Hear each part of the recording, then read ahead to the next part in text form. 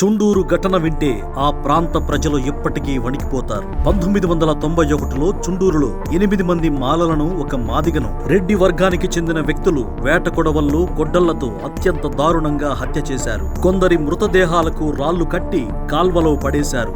ఇద్దరి అన్నదమ్ములను మల్లెతోటలోనే చంపి భూమిలో పాతిపెట్టారు. ఈ ఘటన దేశవ్యాప్తంగా సంచలనం సృష్టించింది. ఈ కేసులో ప్రధాన నిందితుల్లో ఒకడైన మోదుగుల మల్లికార్జున్ రెడ్డి ప్రస్తుతం వైసీపీ అధికార ప్రతినిధిగా ఉన్న కారుమూరి వెంకటరెడ్డికి మేనమామ.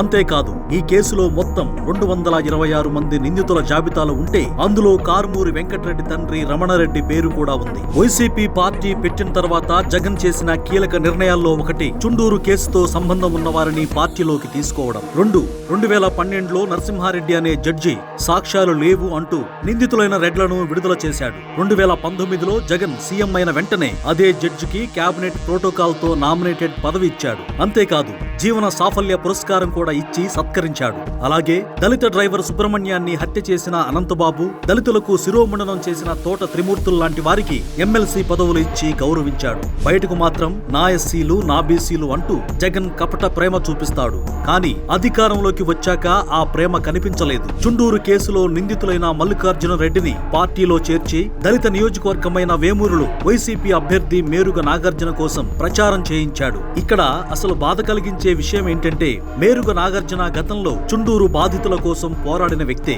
అంటే ఒకవైపు నిందితుడు, మరోవైపు బాధితుల కోసం పోరాడిన వ్యక్తి. ఇద్దరు ఒకే పార్టీలో ఉండి పదవులు అనుభవిస్తుంటే అసలు బాధిత దళిత కుటుంబాలు మాత్రం ఇంకా న్యాయం కోసం ఎదురు చూస్తూనే ఉన్నాయి. ఇలాంటి ఘటనలు వెలుగులోకి వచ్చిన తర్వాత జగన్ దళితులను కేవలం ఓటు బ్యాంకుగా మాత్రమే ఉపయోగించుకుంటున్నాడు అన్న భావన ప్రజల్లో మరింత బలంగా ఏర్పడింది. 2019 ఎన్నికల్లో జగన్ విజయంలో దళితుల పాత్ర కీలకం అయినప్పటికీ అధికారంలోకి వచ్చిన తర్వాత అదే వర్గం వివక్షకు గురైందన్న అసంతృప్తి పెరిగింది. ప్రేమ మాటల్లో మాత్రమే కనిపించింది, పాలనలో కాదు అన్న భావనతోనే గత ఎన్నికల్లో అనేక మంది దళితులు జగన్ కు దూరమయ్యారు. ఇప్పుడు దూరమైన దళితులను మళ్లీ దగ్గర చేసుకోవడానికి జగన్ కొత్త వ్యూహాలు అమలు చేస్తున్నాడన్న చర్చ జోరుగా నడుస్తోంది.